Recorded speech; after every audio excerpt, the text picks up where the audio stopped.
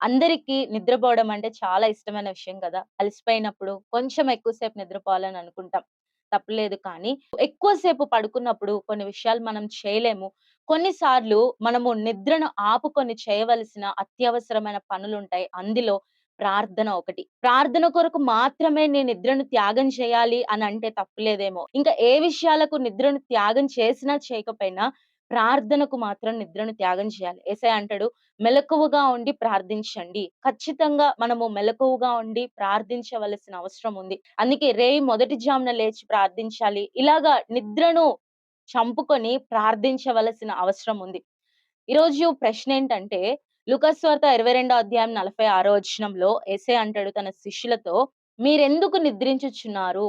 ఈ విషయము అంటే వారు ప్రార్థన చేయడానికి వెళ్ళినప్పుడు వారు నిద్రిస్తూ ఉంటారు.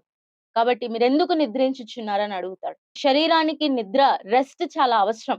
భౌతికమైన నిద్ర గురించి కాదు కానీ, ఆత్మీయ జీవితంలో గూడా చాలా సార్లు నిద్రపోయే వారిగా ఉంటాం. అపోస్తుల కార్యంలో ఐతుకు ఎక్కడ కూర్చున్నాడు? కిటికీ మీద కూర్చొని నిద్రాభారముతో జోగి కింద పడిపోయాడు.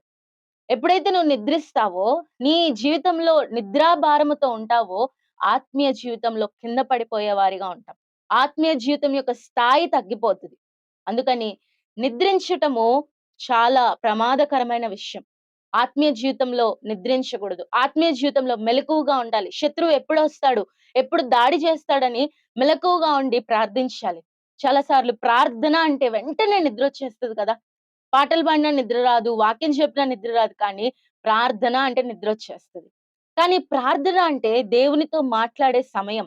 సాతాను ఆ సమయం మీదే అటాక్ జేస్తాడు. ఎందుకంటే నువ్వు ప్రార్థనలో ఉంటే దేవునితో మాట్లాడితే నీ జీవితంలో ఎన్నో అద్భుతమైన కార్యాలు చేయగలవని సాతానుకు కూడా తెలుసు కాబట్టి సాతాను అటాక్ జేసేది ఎక్కడంటే ప్రార్థన. దేవునితో మాట్లాడనీయకుండా, దేవునితో సహవాసం చేయకుండా సాతాను అటాక్ జేస్తూ ఉంటాడు. అప్పుడు ఆత్మీయ జీవితం పడిపోతది. ఎప్పుడైతే ఆత్మీయ జీవితంలో మనము పడిపోతూ ఉంటామో, ఆటోమేటిక్‌గా భౌతికమైన వృద్ధి కూడా తగ్గిపోతూ ఉంటది. కాబట్టి ఆత్మీయ జీవితంలో ఒకవేళ నిద్రిస్తూ ఉంటే, మెలకువగా ఉండి ప్రార్థించడానికి ప్రయత్నం చేయండి. ఈరోజు ప్రశ్నేంటంటే, మీరెందుకు నిద్రించుచున్నారు? Praise the lord.